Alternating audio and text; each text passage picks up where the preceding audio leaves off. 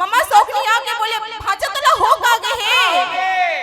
जब ते हरासु अगले आए हवस न ते ठीक से खावत हस न पियत हस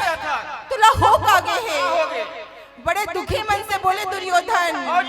का बताओ मामा